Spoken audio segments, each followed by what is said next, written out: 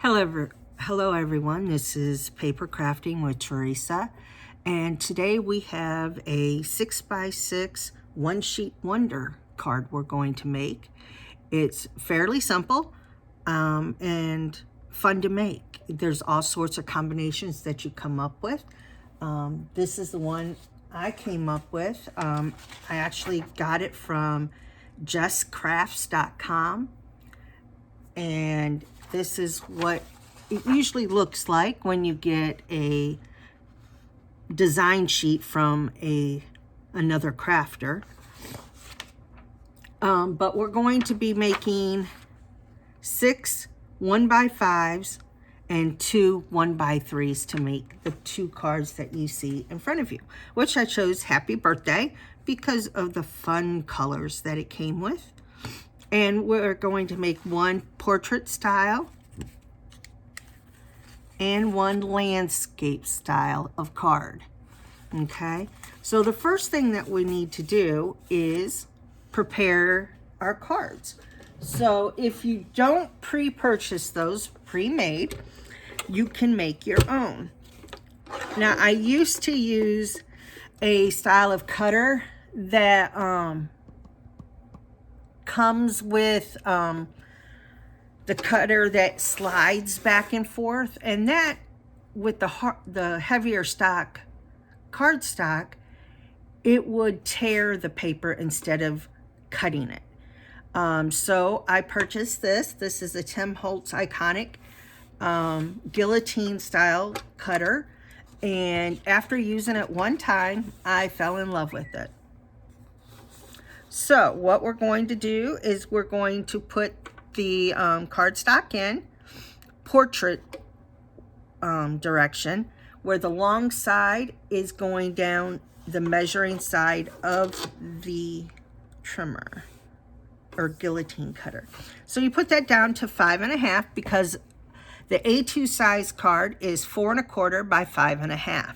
So now I'm determining the length of the card, which is the 5.5. I just put this down, make sure I keep my fingers in the spots provided to hold down the paper, and I slice it. Comes up with a nice, sharp, clean edge. It works perfect for regular style cardstock as well. It's not as, I would say, as easy to use it on small cuts of paper, like a 1/2 inch, 1/4 inch, things like that, as what the paper trimmer would be. Okay, so next we're going to need to put a score line on our card. Now, my paper trimmer did have a scoring tool there, but it didn't score it as deep as it needed to be because I had problems with my cards not lining up as well. So I purchased the Score Buddy because it was cheaper than the Score Pal, and I just wanted to try it out. So you take your cardstock with the long edge facing the top of the Score Buddy. Now, it does come with its own scoring tool. It just pops in and out. However, I found that I like the one that come with my Pick-a-Tool from Stampin' Up! Much better. So once you get your scoring tool ready, you go to 4 1/4. Now 4 1/4 is exactly half of the width of your cardstock, which was 8.5. So you just put some pressure down once you get it into the slot, and then you drag it down. Now keep that pressure going all the way down because you want a nice scoring. So sometimes I'll even go through it twice just to make sure I got it really good. And this will make it easier for when you need to fold your card. So just go and press it a little bit. And then what you do is you line it up, both edges, hold it down with your index finger and your thumb, and just kind of press out to make sure everything lines up nice and good. Then you would take your boning folder and go around the edge like this and braise it some, and that will make sure that you have a nice crisp fold on your cardstock. Now, if you're not sure which side to fold on, always look at your line. You'll see that your line on one side is a nice indentation of a nice score line that you put in. And the opposite side, you can see where it's been pushed in. That would be your inside of your card. Okay, once you get that done, then it's time to cut your solid color cardstock and your pattern cardstock. So first, we would need to cut the pattern because that's what we have the dimensions for. So your first one would need to be 1 inch by 5 inches. So you just line this up to the 1 inch, hold down, and slice. So this here is my mini guillotine. It's a Tim Holtz Iconic, but it's a small size one, which is really nice for any materials under 6 inches of width, because that's all it'll fit in here. Okay, there's that. And then you would use your solid colored cardstock. Now the solid cardstock, to do a nice framing around the 1x5 would be 1 1/4 by 5 1/4, and this will give it an 1/8 of a 1/8 inch frame all the way around the pattern cardstock. So I already have this cut at 5 1/2. So now it needs to be cut at, or not 1 1/2, 5 1/4, and now it needs to be cut at 1 1/4. And this will be for our cardstock to be glued down to. Okay, so I already have these cut out. And we have 3 and 3. So then you would put your tape along the outside of the cardstock that you want to use. So your patterned paper, you would just flip that over and put your adhesive.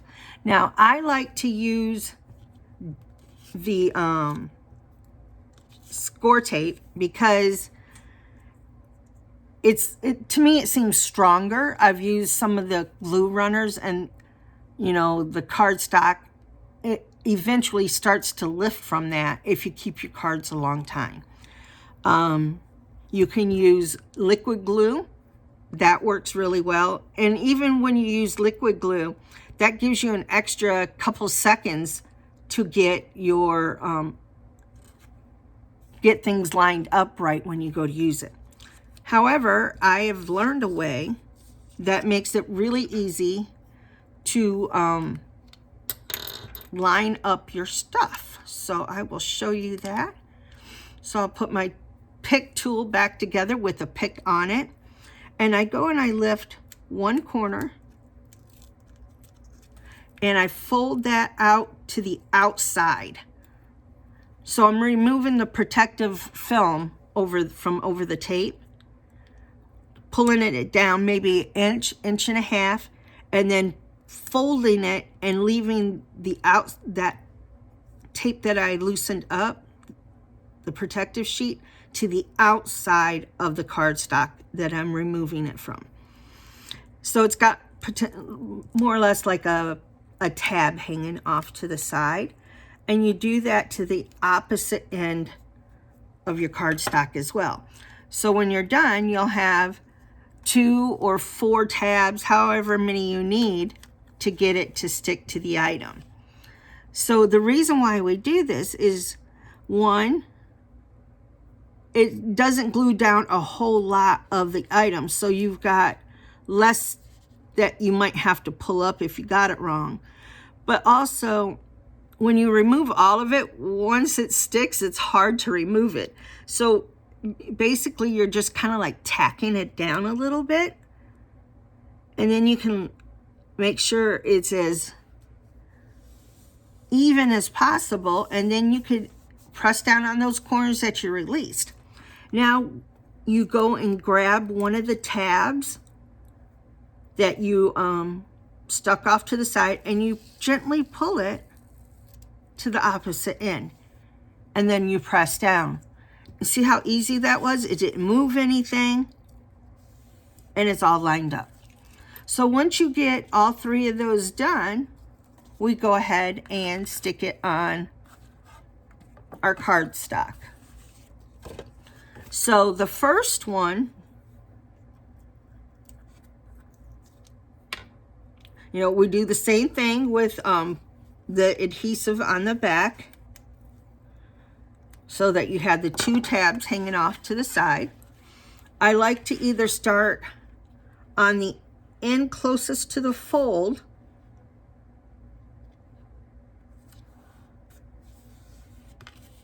and you'd adhere that the same way, or I would stick it on this side to begin with.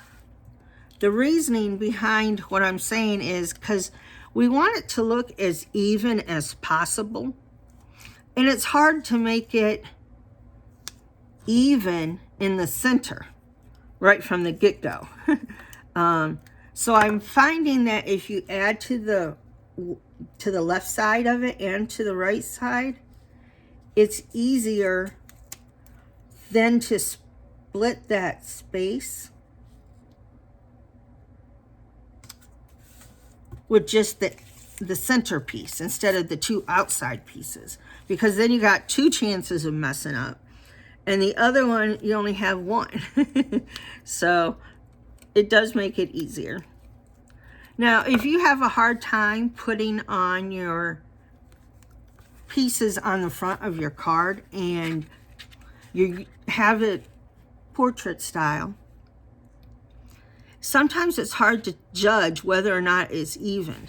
So if you just turn the card 90 degrees and have it on a landscape, then it's easier to see both sides and to make it more even. Okay? So then, now we have just the white space in the center. So instead of, you know, having to deal with both of the sides, now you can just take the center one and center it in the middle of the white space. All right, there we go.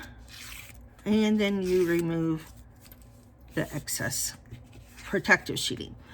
So then now we have our base, the base for the card done.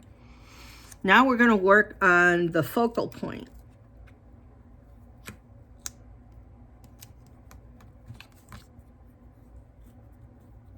And remember, you don't have to use flat tape all the time. We could have used foam dimensionals and put underneath these strips to lift them up.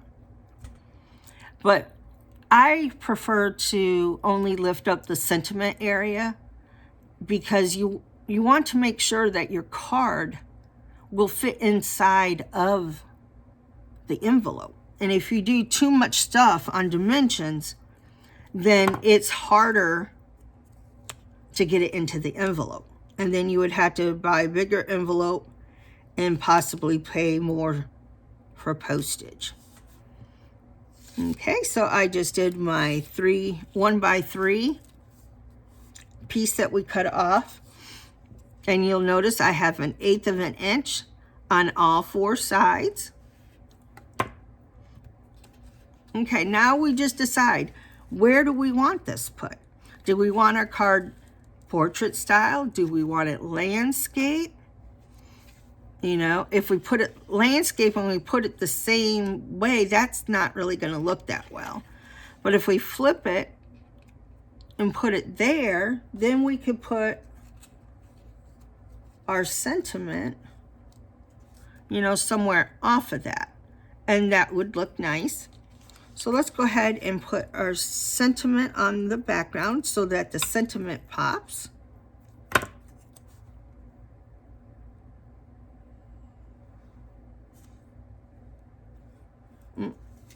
Didn't get that on too straight, so I can peel that off since I did not adhere the whole thing.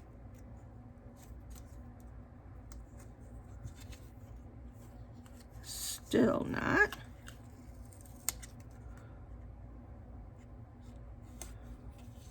They say third time's the charm. Let's see. All right. I think that's good. Okay. So if we did it that way, then we could pop up the sentiment and put along the side. Or we could make it a portrait style card and still leave that in the same area and then add this down to the bottom. You know, any way you pretty much want to set those up is perfectly fine. You could put, well, we wouldn't really want to put it right on top of it because it's the same size. Our sentiment is, well, the one I cut up for is 0.75 by 3 inches. And then the black solid color is 1 inch by 3 1/4 inches. So myself, I like the card better as a landscape. And then we could adhere it like this. Now, I did make another card that was slightly different. It looks like this. So I cut the 3 pieces, well, I cut 2 pieces as the 1 by 5. And then the third piece, I cut that into 4 different pieces. And then I adhered that to one solid sheet of black, which is 4 by 3.75, so that we'd have a nice border around it. And then I used a different stamp that said happy birthday, so that you can see that it has a different look to it than, say,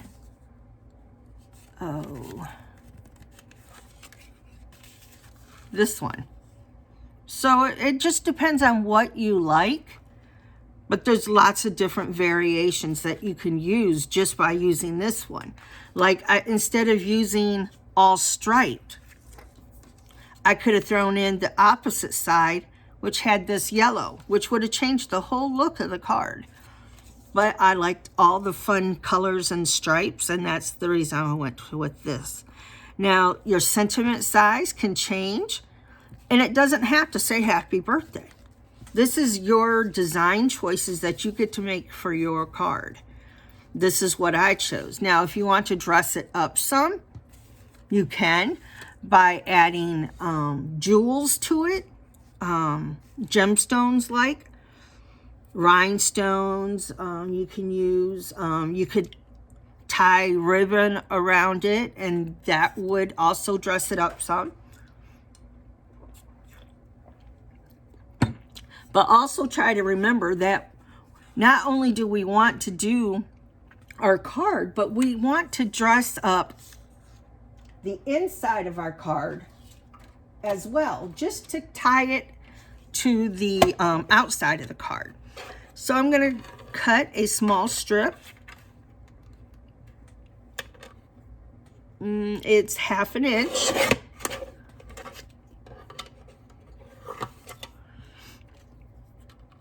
And then another strip that's 1/2 inch. Now, I'm only able to do this because I had more than one sheet. Now, what you could do to tie it all together is grab another color that is in the stripes and put that in the inside. Or if you have a stamp that has birthday balloons on it, you could put that on the inside and stamp some balloons. That's just some ideas That's something I need to get. I don't have is balloons. I'm surprised in myself that I don't.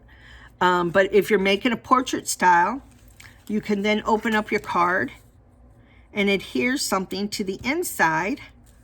Let me go ahead and do that real fast so that you can see.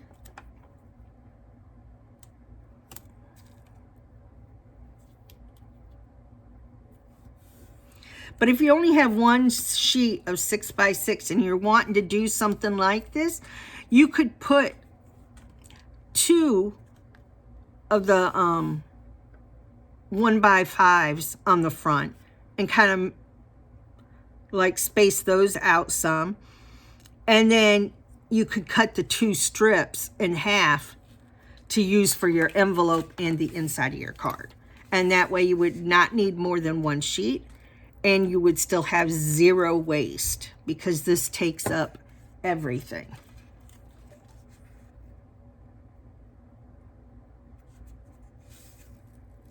Okay, and this one here is a little bit longer than my card.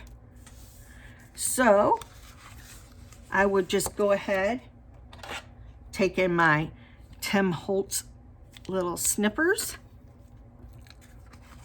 and just snip that little side off. I love these scissors. They have this nice little grip on it, and when you're cutting it, you can actually feel it gripping the cardstock. Instead of sliding through, it holds it in place while you cut it. So there is our card. And you open it up and there's a nice thing that ties it all together. And you would write your message there or stamp a message and then sign it. Okay, now we want to also dress up our envelope. So one thing of tape going down, slide it, make sure it stays down. But if you forget and try to pull up, that's okay. It'll let you know when it's not adhered right. It won't detach the protective sheet from it. So then this one, you could run it along the side or the bottom, however you want to choose. But don't let it interfere with the mailing addresses. So if you put it going down the side of the card envelope, then you just got to make sure you have enough space still to write the return address. But never put it in the way of the mail to section, who you would be mailing it to. So my strip is a little bit long, so I'm going to go ahead and snip that. Once again, if you don't have the cardstock, you can stamp something on the outside of the envelope. Just don't let it interfere with those other 2 pieces. And there we go. There's our envelope and a matching card to go with it. I hope you enjoyed this video. I will put all the instructions down in the description box. All the dimensions, all the items that I've used, and I hope you take the time to go ahead and like the my video and subscribe to my channel. I'm going to be trying to put out something new every week. Right now, I can't guarantee what day of the week, but at least once a week, and see what more I have to offer. Next week, I plan on making a fun fold card. So please tune in and keep your eye out for that. If you want to make sure you do not miss my videos, once you subscribe, hit the little bell and select all. And that way it will let you get notified for all my new videos. Thank you, and I hope you enjoyed it. Bye, everyone. See you next week.